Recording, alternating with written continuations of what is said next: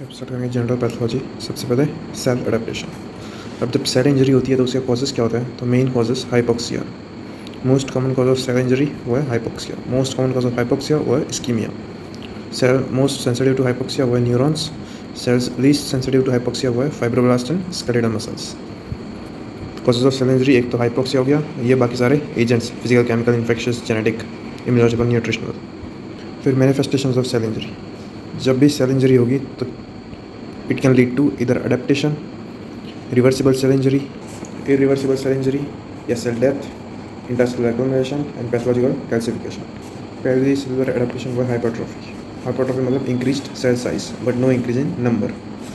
Mechanism, ये तीन proteins are responsible for hypertrophy: GATA4, NF, AT and MEF2। It occurs in hypertrophy, it occurs in permanent and या फिर non dividing cells, कि जो sales divide नहीं हो सकते उसमें ही होती है हाइपरट्रॉफी। तो तीन टाइप के सेल्स होते हैं: परमानेंट या नॉन डिवाइडिंग सेल्स जिसमें हाइपरट्रॉफी होती है, stable cells and labile cells. Non dividing cells वो है cardiac muscle and skeletal muscle. Stable cells liver and pancreas. Labile cells they are rapidly dividing cells, bone marrow and skin epidermis. Physiological hypertrophy, ये it is seen in uterus during pregnancy, breast during lactation, skeletal muscle in body builders. Uterus during pregnancy, breast during lactation, ये important. Pathological hypertrophy, left ventricular hypertrophy and bladder during bladder obstruction syndrome. फिर hyperplasia, it is increasing number of cell which leads to increase in the size of organ. इसमें number increase होता है। Mechanism is proliferation of mature cells. It occurs in dividing cells, कि ये होता है hyperplasia होता है डिवाइडिंग सेल्स, हाइपरट्रॉफी होता है non dividing sales. Physiological hyperplasia तो कुछ हार्मोनल कुछ कॉम्पनसेटरी। इसमें आता है breast during pregnancy and breast during puberty. दूसरा है लिवर आफ्टर पार्शियल हेपेक्टोमी, जब लिवर का थोड़ा पार्ट रिमूव करेंगे तो वो फिर हाइपरप्लेसिया होगा उसमें। Pathological hyperplasia, prostate during BPH and endometrial hyperplasia. Examples of both hypertrophy and hyperplasia तो वो एक ब्रेस्ट ड्यूरिंग प्यूबर्टी प्रेगनेंसी और दूसरा है uterus during pregnancy. Clear, breast and uterus.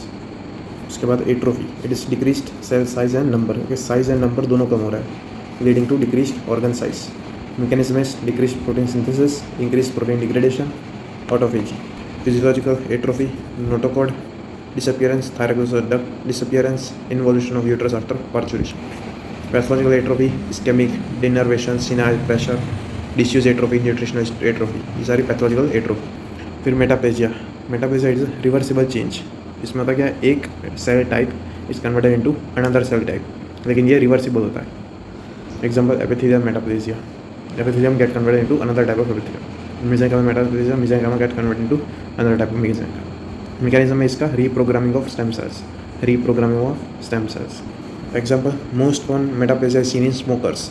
Smokers में क्या होता है, pseudo stratified ciliated columnar epithelium is converted into stratified squamous epithelium, तो इसे कहते हैं स्क्वामस मेटाप्लेजिया। एंड में स्क्वामस एपिथेलियम है तो इसे कहते हैं स्क्वामस मेटाप्लेजिया। ये याद रखना है, स्मोकर्स में pseudo stratified ciliated columnar converted into stratified squamous epithelium. And squamous metaplasia is reversible after cessation of smoking. बंद कर देगा तो फिर ये वापस नॉर्मल हो जाएगा। दूसरा एग्जाम्पल है बेटर बरेट्स इसोफेगस, जिसमें क्या होता है, stratified squamous epithelium converted into columnar, के BC याद रखना, इसमें कॉलमनर मेटाप्लेजिया देखने को मिलता है। Stratified squamous converted into columnar epithelium. Intestinal metaplasia, क्योंकि इंटेस्टाइन में भी ये कॉलमनर एपिथेलियम होता है, तो intestinal metaplasia and goblet sales.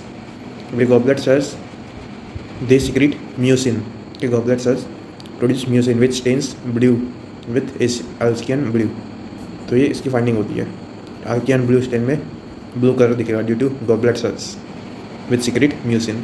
बरेट्स oesophagus is a risk factor for adenocarcinoma of oesophagus. ठीक है, Barrett's oesophagus is a risk factor for adenocarcinoma of oesophagus, adenocarcinoma. फिर vitamin A deficiency, it can also cause metaplasia. And connective tissue metaplasia होता है like myositis ossificans, जिसमें bone के अंदर muscle develop होता है। Vitamin E deficiency and connective tissue metaplasia, example myositis ossificans. अब cell injury के बारे में, तो ये types of cell injury: reversible, irreversible, endoplasmic reticulum stress and free radical injury. कहती है रिवर्सिबल सेल इंजरी, इसमें जब इंजरी स्टेमिना रिमूव करता है तब cell it goes back to its normal state. Mechanism, पहला स्टेप होता है हाइपोक्सिया, इसकी वजह से माइटोकॉन्ड्रिया जो होता है वो अफेक्ट होता है, तो ATP सिंथेसिस लो हो जाता है। अब ATP सिंथेसिस लो होगा तो उसमें क्या होगा, सोडियम पोटेशियम ATPase पंप जो होता है उसकी एक्टिविटी कम हो जाएगी, अब सोडियम पोटेशियम एडिपिस पंप का नॉर्मल काम क्या होता है, efflux of sodium and influx of potassium. इसकी एक्टिविटी कम हो जाएगी तो इसका उल्टा हो जाएगा, influx of sodium and efflux of potassium, मतलब सोडियम ज़्यादा अंदर आएगा, सोडियम के साथ वाटर भी अंदर आएगा, तो इसकी वजह से सेलुलर स्वेलिंग होगी, हाइड्रोपिक चेंज या फिर क्लाउडी चेंज। ये सेलुलर स्वेलिंग याद रखनी है, तो ये मोस्ट इंपॉर्टेंट चेंज है of reversible cell injury, cellular swelling. अब सेल के अंदर पानी आ जाएगा तो साथ में ऑर्गेनल्स जो होते हैं, एंडोप्लाज्मिक रेटिकुलम, उसकी स्वेलिंग होगी, माइटोकॉन्ड्रियल स्वेलिंग, मेम्ब्रेन प्लेप्स फॉर्म होंगे, मतलब जो मेम्ब्रेन होती है उसमें इस तरीके के प्लेप्स फॉर्म हो जाएंगे, ये मेम्ब्रेन प्लेप्स। फिर माइलिन फिगर्स, ये माइलिन फिगर्स क्या होता है, ये जो लिपिड बाई लेयर होती है, फॉस्फोलिपिड लेयर, इसका ब्रेकडाउन होगा और ये भी फिर अंदर आ जाएगा, तो they are all myelin figures. They look like myelin sheet, ऐसा सर्कुलर शेप होता है। They are formed due to damage of the phospholipid bilayer. They are composed of phospholipid and calcium. Clear, तो ये सारी फाइंडिंग्स होगी, cellular swelling, endoplasmic reticulum swelling, mitochondrial swelling, membrane blebs and myelin figures. तो ये पहला sequel है। दूसरी चीज़ क्या होगी, पहला स्टेप ये, दूसरा स्टेप क्या होगा कि एरोबिक रेस्पिरेशन वो कम हो जाएगा, उसके अगेंस्ट एनारोबिक रेस्पिरेशन वो ज़्यादा होगा। एनारोबिक रेस्पिरेशन ज़्यादा होगा तो एनारोबिक ग्लाइकोलिसिस वो भी ज़्यादा होगा, अल्टीमेटली लैक्टिक एसिडोसिस होगा, कि एनारोबिक ग्लाइकोलिसिस में लैक्टिक एसिडोसिस होता है, बॉडी में पीएच कम हो जाएगा, it will lead to clumping of nuclear chromatin, कि clumping of nuclear chromatin. Clear, ये फर्स्ट, ये सेकंड। अब ये थर्ड, जो एंडोप्लाज्मिक रेटिकुलम होता है उसमें जो राइबोसोम्स अटैच होता है वो डिटैच होना स्टार्ट करेंगे, तो प्रोटीन सिंथेसिस कम होगा, साथ में लिपिड सिंथेसिस वो इंक्रीज होगा, लीडिंग टू फैटी चेंजेस। तो ये रिवर्सिबल सेल इंजरी उसकी मैकेनिज्म। ये नॉर्मल सेल है, इसमें देख सकते हो ये मेम्ब्रेन ब्लैप्स फॉर्म हुए हैं, सेलुलर स्वेलिंग हुई है, ऑर्गेनल स्वेलिंग हुई है, ये माइलिन फिगर्स है, माइलिन फिगर्स। तो ये cell changes and they are visible on light microscopy. Okay, cellular changes they are visible in light microscopy. Most common organelle affected in cell injury वो mitochondria. Most important morphological feature of reversible cell injury वो cellular swelling या hydropic changes. Clear, myelin figures they are seen in both reversible and irreversible cell injury, लेकिन irreversible में ज़्यादा significantly देखने को मिलता है माइलिन फिगर्स। दिखता दोनों में, लेकिन ज़्यादा कॉमनली या ज़्यादा सिग्निफिकेंटली इरिवर्सिबल सेल इंजरी में दिखता है। Composed of calcium and phospholipid, looks like myelin. Clear, ये रिवर्सिबल सेल इंजरी। उसके बाद इरिवर्सिबल सेल इंजरी, इसमें दो चीज़ें होती है या तीन चीज़ें होती है। पहली है माइटोकॉन्ड्रियल डिस्फंक्शन, मेम्ब्रेन डिस्फंक्शन, और दूसरा है न्यूक्लियर चेंजेस। तो ये तीन चेंजेस याद रखते हैं, माइटोकॉन्ड्रियल डिस्फंक्शन, माइटोकॉन्ड्रिया में प्रॉब्लम, दूसरी मेम्ब्रेन डिस्फंक्शन, मेम्ब्रेन में प्रॉब्लम, और फिर न्यूक्लियर चेंजेस। पहले हम मेम्ब्रेन डिस्फंक्शन देखते हैं। अब इरिवर्सिबल सेल इंजरीज में परसिस्टेंट इंजूरियस स्टिमुलाई होगा, इसकी वजह से क्या होगा, जो सेल मेम्ब्रेन होती है वो सिलेक्टिवली परमिएबल होती है टू सर्टेन सब्सटेंस, लेकिन इंजूरियस स्टिमुलाई की वजह से ये परमिएबिलिटी लॉस हो जाएगी, it loses its selective permeability, it leads to cytosolic calcium deposition.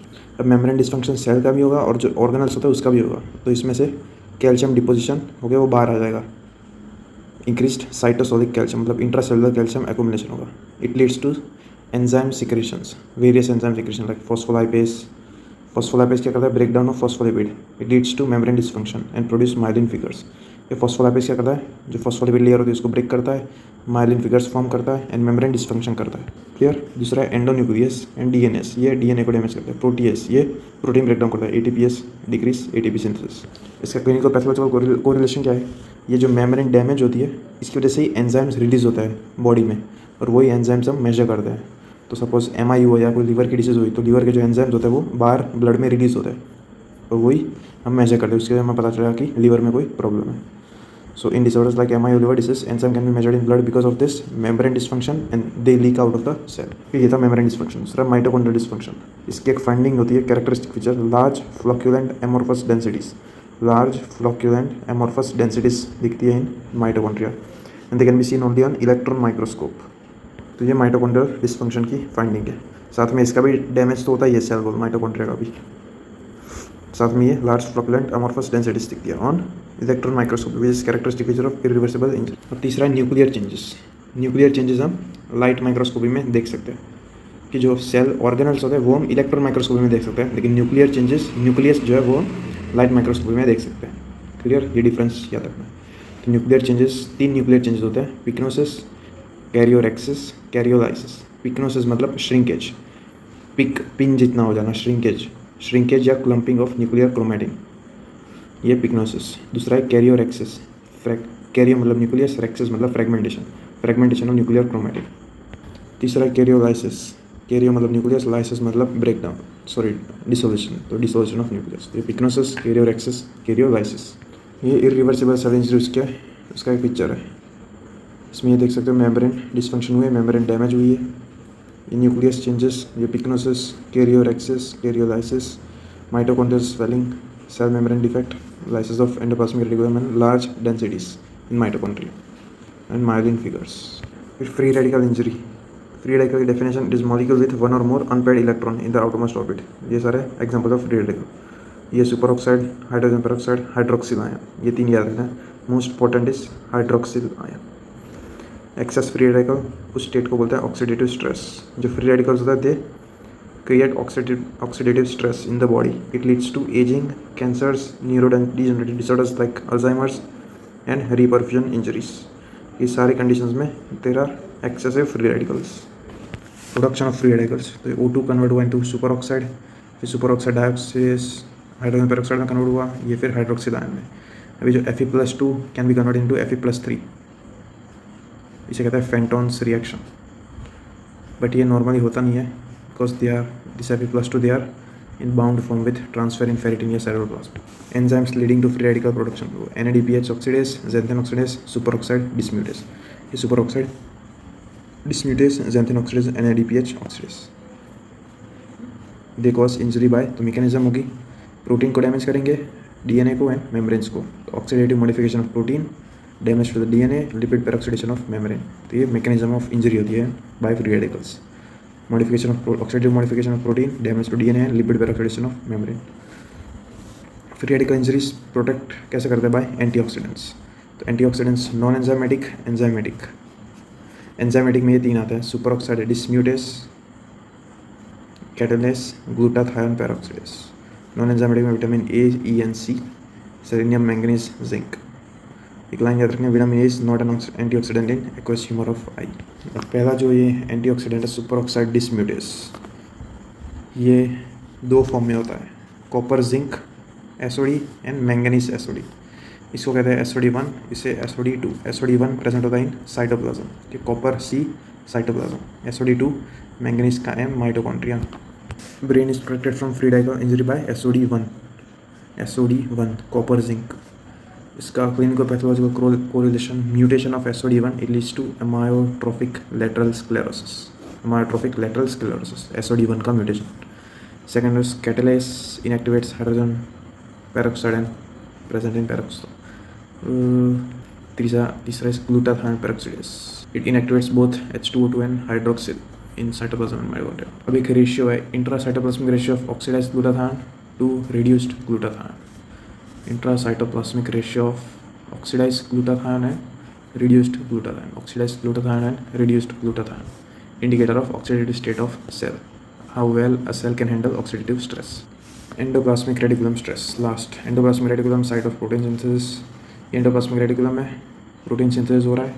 अब एक molecule होता है chaperones. They helps in proper folding of proteins and formation of mature folded proteins. अगर excessive misfolded proteins होंगे, they are transferred into cytoplasm. Cytoplasm में जाकर they are degraded by ubiquitin proteasome pathway. वैसी conditions जिसमें protein misfoldings increase हो जाती है, तो ये सारी conditions हैं.